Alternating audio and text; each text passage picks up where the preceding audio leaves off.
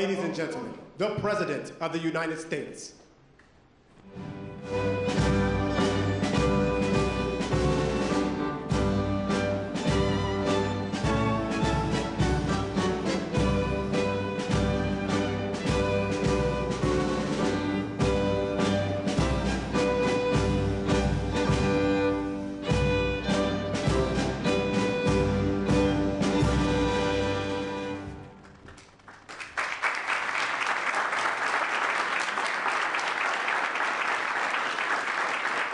Thank you very much. Please, thank you very much.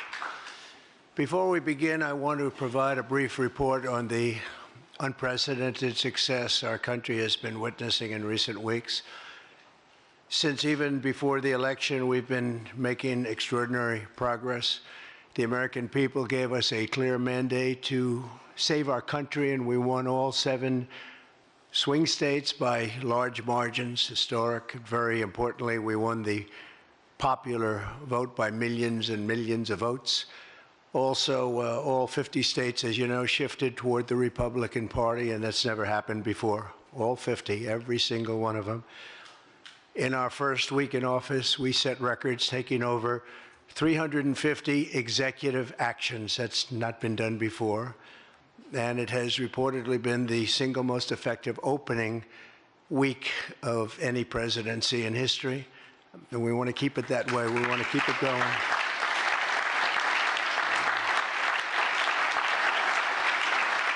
We want to keep it going. We've broken from decades of failed Washington policies and restored common sense and sanity to our government. We've unleashed American energy, and we've already achieved record low illegal immigration. As you see, there's nobody trying to get in. And that's what we've been waiting for a long time, and gotten woke ideologies out of our government and out of our military. The water has now begun flowing in California as we continue to increase the flow in coming days. Nobody's seen anything like that, and I've also taken strong action to regain control of the Washington bureaucracy. Just for clarification purposes, because it was incorrectly reported yesterday, we have informed the federal workforce, which they've looked to do for many years, that if they're working for the federal government, they must show up to the office on time and on schedule. We don't want them.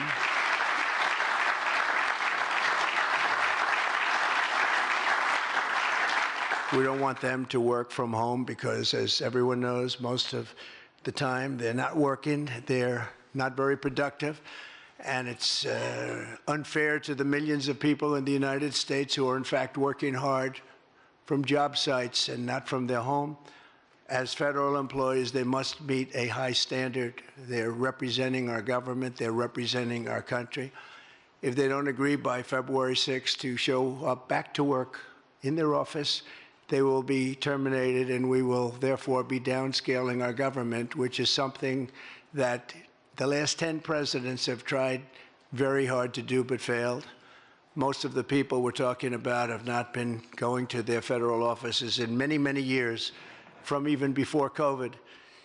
But they have nevertheless been paid. Some have worked, some haven't worked, and most of the studies say that some have just gone through the motions.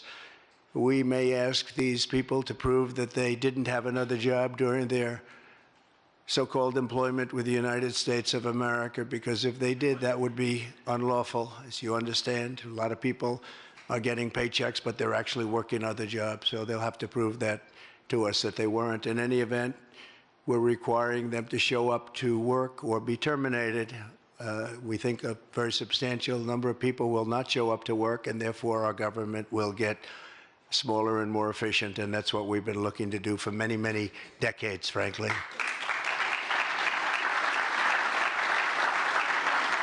Thank you. In addition, there was a short-term pause or funding freeze on certain discretionary spending payments, such as government grants, only for us to quickly look at the scams, dishonesty, waste, and abuse that's taken place in our government for too long. As was explicitly stated, this in no way affected Social Security, Medicare, Medicaid, or other entitlements that Americans depend on. I've made abundantly clear from the very first day that I ran from office. That was a long time ago now. That's 2015. If you think about it, I announced in 2015, and we won in 2016. We did very well in 2020, but we did really well just recently. And I'm restating right now to correct any confusion that the media has purposely and somehow, for whatever reason, created Social Security, Medicare, Medicaid have not been affected by any action we're taking in any way, shape, or form. We are merely looking at parts of the big bureaucracy where there has been tremendous waste and fraud and abuse. In that process, we identified and stopped $50 million being sent to Gaza to buy condoms for Hamas. 50 million.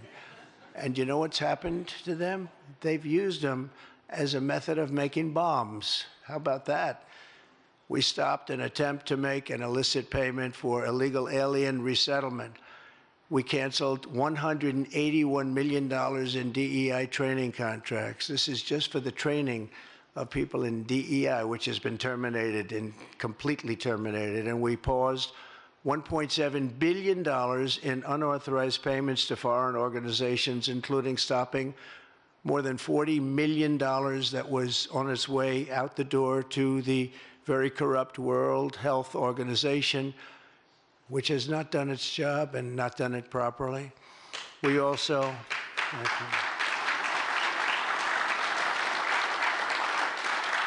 We also blocked $45 million for diversity scholarships in Burma. 45, that's a lot of money for diversity scholarships in Burma. You can imagine where that money went.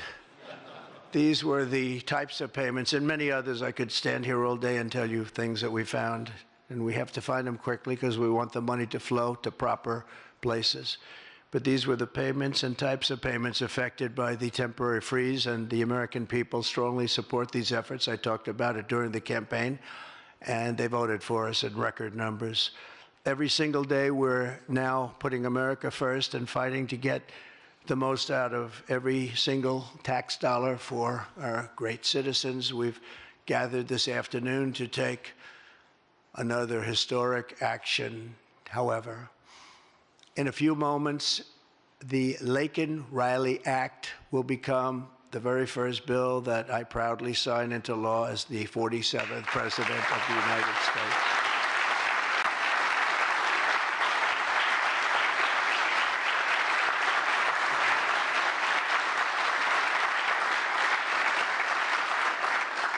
Laken was a brilliant and beautiful 22-year-old nursing student from Georgia, the best in her class. She was always the best. They would say, Laken, how do you do this? And what do you do? They were always asking her questions. She was respected by everybody, even her teachers. They respected her so much. From the time she was in first grade, Laken knew she wanted to spend her time caring for others. That's what she did. To her friends and classmates, she was a light of warmth and kindness in every single room. To her parents and family, she was everything in the world. They've had a miserable period of time. Just after 9 a.m. last February 22nd, Laken went out for a jog on the campus of the University of Georgia, but she was just never returned. She never came back, did she, huh? Parents are here, sister, all of her relatives. While on her run, Laken was attacked, viciously assaulted, beaten, brutalized, and murdered by an illegal alien gang member who was set loose into our country by the last administration. We are deeply honored to be joined today by Laken's parents, Allison and John, and her sister, Lauren. Thank you very much. Thank you.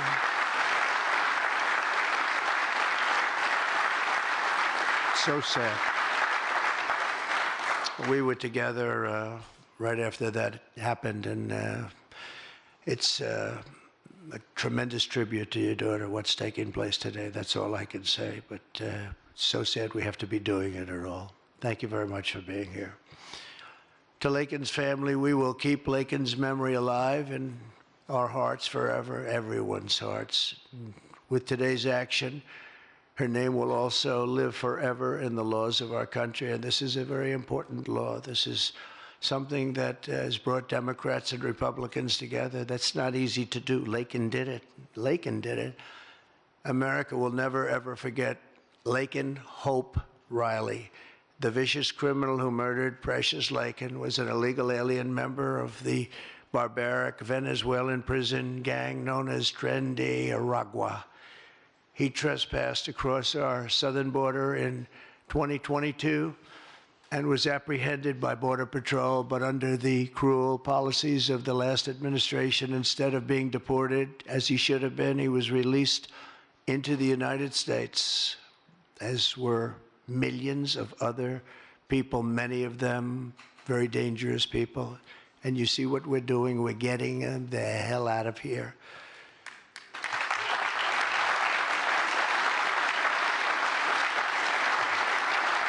He was soon arrested again in New York City on charges of endangering a child, but because of New York City's deadly sanctuary policies, as we have in California and many other places, which we're going to end them, he was released again to reoffend. The Biden administration then provided this illegal alien criminal with a free, taxpayer-funded flight from New York to Georgia, where he was arrested yet again, constantly, this time for stealing from a Walmart along with his gang member brother, who was a bad one. Only after being released a third time by the U.S. law enforcement did this cold-blooded criminal go out in that fateful morning hunting for women on whom to prey. That's what he did. He hunted. It was like a hunter. And we're going to show him who the hunter is. This horrific atrocity should never have been allowed to happen. And as president, I'm fighting every single day to ensure that such a tragedy never happens again. We don't want this to happen.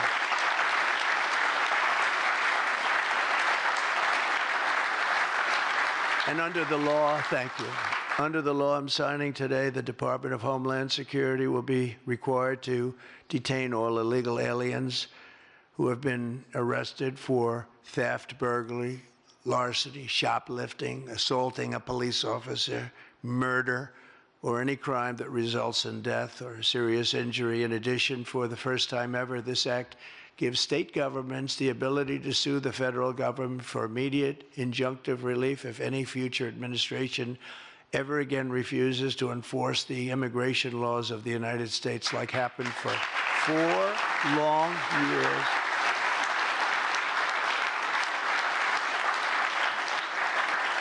And that was happening for 4 long years, frightful years. Amazing. You'd say, how can people do this? How can they allow this to happen? How can they allow criminals to pour into our country and then try and defend it? And they're still trying to defend it, but they can't. That's why I'm here instead of somebody else, actually. It's the biggest reason. I believe it's the single biggest reason. Inflation was horrible. Many things were horrible during that administration. When you look at what took place in Afghanistan, the way they got out, not that they got out, but the way so many things were horrible. But to me, this was the worst of all. It's a landmark law that we're doing today. It's going to save countless innocent American lives. I want to thank every House Republican, every Senate Republican, as well as the 12 Senate Democrats and the 48 House Democrats who voted to pass this vitally important bill, and many of them are with us today, and I really do appreciate it. And I very much especially appreciate the bipartisan support. The Democrats, really a big percentage of them came through, and plenty of them wanted to. They probably felt they couldn't, but they really wanted to. That they don't understand that would have made them a lot more popular, would have made them a lot better with their people. The ones that didn't are going to be, they're going to be sorry, because the people are not going to forget that they wouldn't sign. This is a perfect, incredible tribute to an unbelievable young lady. We're joined today by many great supporters of our new strong border policies, and they are indeed strong, including Vice President Vance, thank you, JD, the Secretary Scott Bessent, who just got approved, by the way. Where's Scott? He just got approved. Scott, I'm very impressed. Got a lot of Democrat votes, too. He got a lot of Democrat votes. It's great. I don't know, is that a good thing or a bad thing? I'll have to think about that. Secretary of Homeland Security, who's going to be fantastic. I know her so well, and I know it's probably not complimentary because she is a woman, but she is tough. Where is she? Where is Christy? Christy, great. Stand up, please. You have such an important job to do.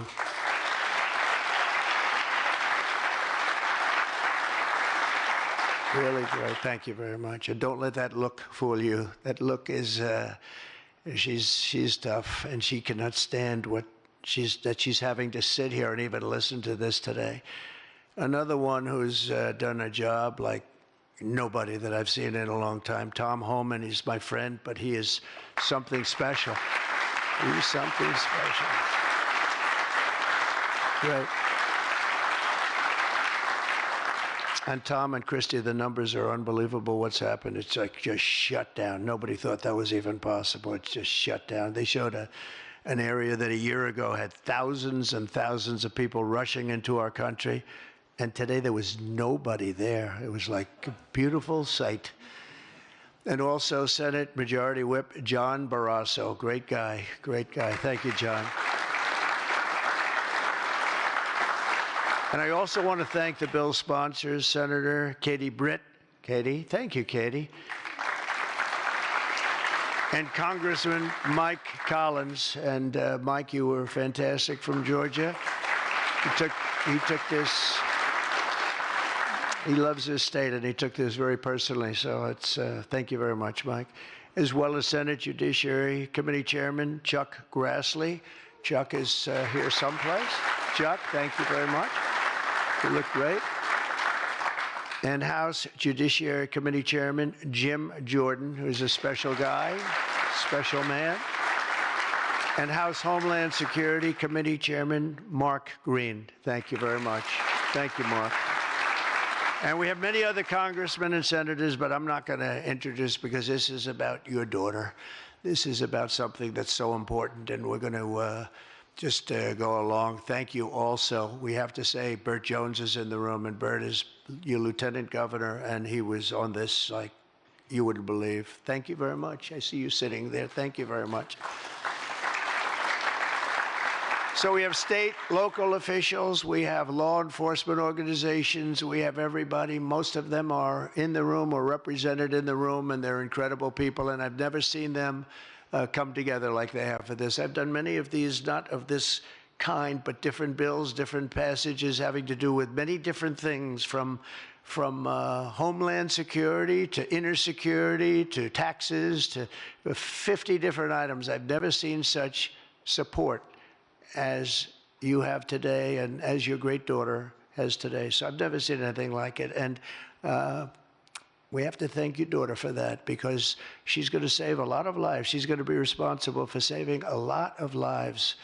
So I'd like to just say to the Angel families, I've been with them and they've been with me from 2015 when I first got this crazy idea in my head to run for president because we can do better as a country. I want to thank so many of the people that are here that have been the angel moms, and we call them angel moms, but they're angel families, fathers and sons and daughters, but they've suffered tremendously like you have for no reason whatsoever. I want to thank Alexis Nungari, the mother of 12-year-old Jocelyn Nungari, murdered last summer by 2 illegal alien gang members released into the United States by Joe Biden's open border stupid policies.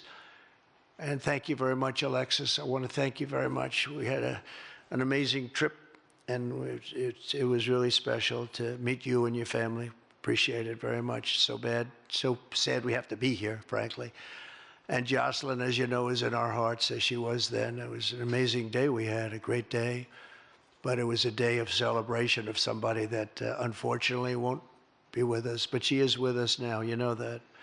Here also is Patty Morin, the mother of Rachel Morin, killed 2 years ago by an illegal alien who was let into our country by the last administration's ridiculous, weak policies. Open border, can you imagine?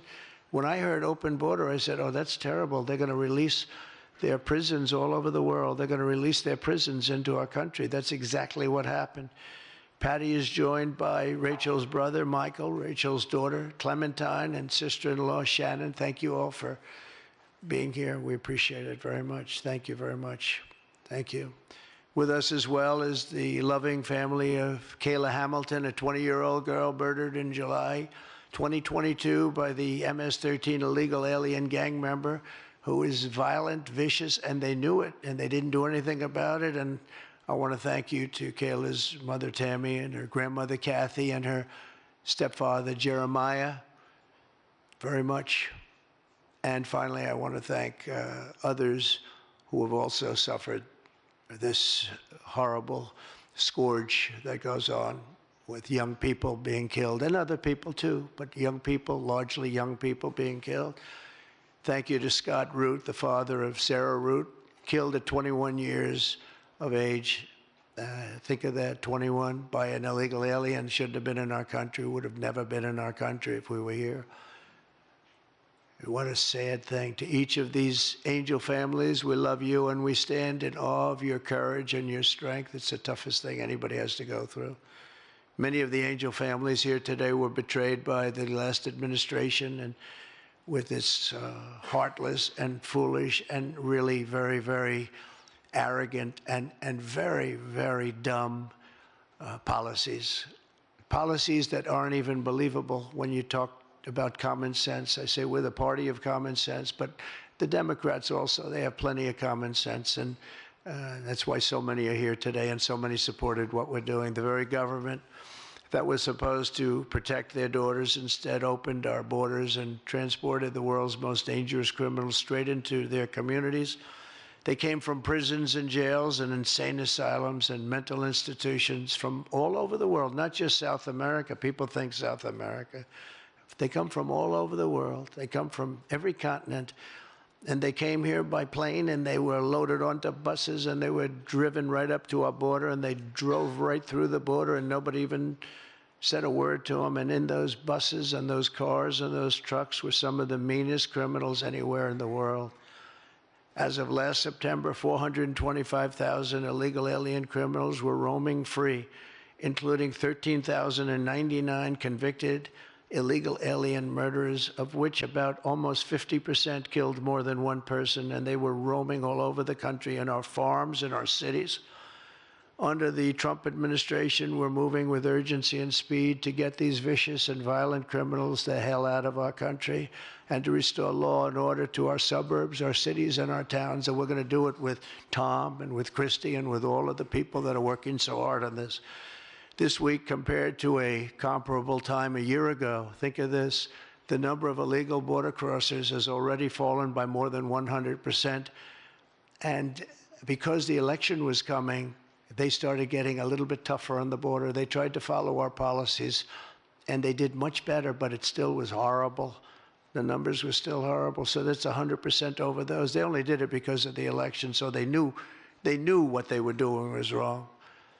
And those who do cross the border, and you're seeing that every time, all you have to do is turn on your television set or pick up a newspaper, or read any form of new media, because we have a lot of new media today, fortunately, that's letting the word get out. But they're watching these people be captured and removed from our country. ICE arrests have risen by 15 times in just a short period. And over the past 8 days, the heroes of ICE and Border Patrol, we can never forget Border Patrol. Those people, I've gotten to know so many of them. Our border czar, as you remember, never went to the border and never made a phone call. She was the border czar. She never made one phone call. They went to the heads of the border. They went to the heads of ICE. The border was all about. The heroes of ICE have arrested thousands and thousands of illegal alien criminals, including hundreds of gang members, traffickers, child predators, terrorists, and murderers. For the first time in history, we're loading dangerous and illegal aliens into military aircraft and flying them back to the places from which they came. You probably read about Colombia 2 days ago. They said, no, we're not taking them. I said, we're going to take them. You're going to take them. You're going to like it, too. You're going to take them.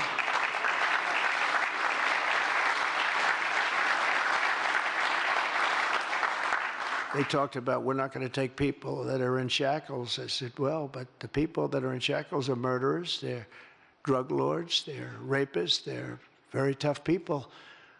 They make our criminals look like very nice people. That's about the only thing that comes out of this. And I say, could you imagine you're a pilot on the plane and you have your co-pilot and you're sitting there and you have 150 people, no shackles, and they like to murder people? This would not be a good flight. So Colombia apologized to us profusely within an hour based on something I said, meaning you're going to pay tariffs like nobody's ever paid tariffs before. But they actually wanted to terminate his position. They're essentially Congress met, and they were very angry with them. But they actually said they were going to send the presidential plane to pick up these criminals and to bring them because they didn't want to inconvenience us or have us do a second flight. And that's what they did.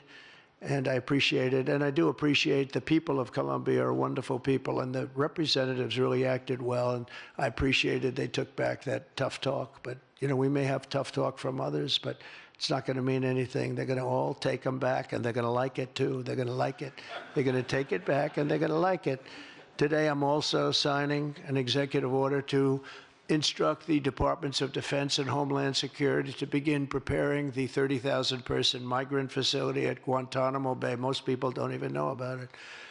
We have 30,000 beds in Guantanamo to detain the worst criminal illegal aliens threatening the American people. Some of them are so bad we don't even trust the countries to hold them because we don't want them coming back, so we're going to send them out to Guantanamo. This will double our capacity immediately, right? And tough. That's a tough place to get out of. Today's signings bring us one step closer to eradicating the scourge of migrant crime in our communities once and for all. And it was just it's just an unforced error that we even have to be doing this. Now we need Congress to provide full funding for the complete and total restoration of our sovereign borders, as well as financial support to remove record numbers of illegal aliens. And these are illegal alien killers, criminals at levels that nobody's ever seen before. And you would have known that, and you were there when I said it. I said everybody that's bad is going to be thrown. If you look at Venezuela, Venezuela's crime is down 77% because they've taken their gang members, their prisoners, their drug dealers, their drug lords. They've shipped them all into the United States. Many other countries, their crime is way down, and our crime is not doing well. But we're going to have it do really well very soon, and we're shipping all these people back where they came from. And now, before I sign the Laken-Riley Act into law, I would like to ask Laken's really incredible mother, who I've gotten to know. A very sad day I got to know her. But this is an amazing tribute to an amazing young person. And if you could come up, Allison, and say a few words, that would be great. Thank you very much.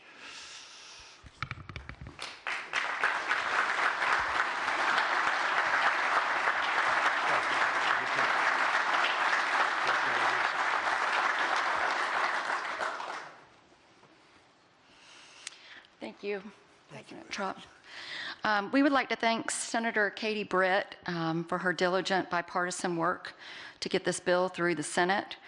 We'd also like to thank Congressman Mike Collins for his unwavering passion and for leading on the Laken-Riley Act from the start.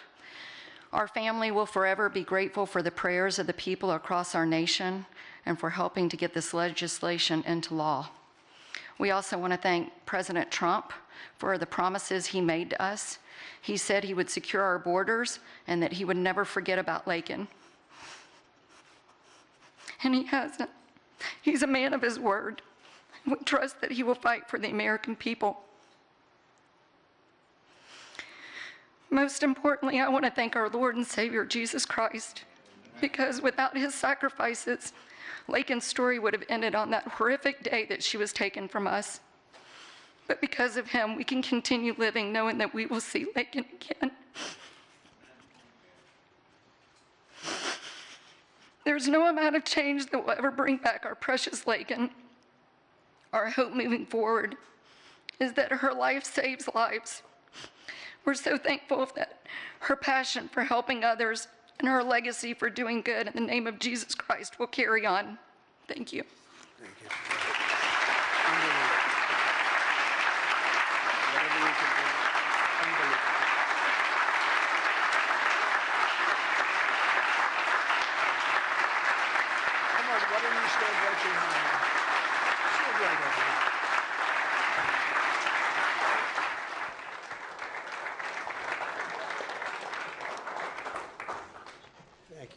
signed this in honor of Laken Riley.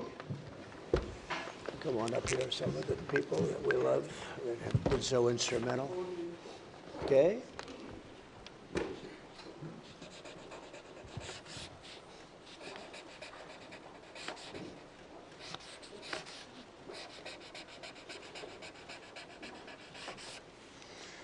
Okay.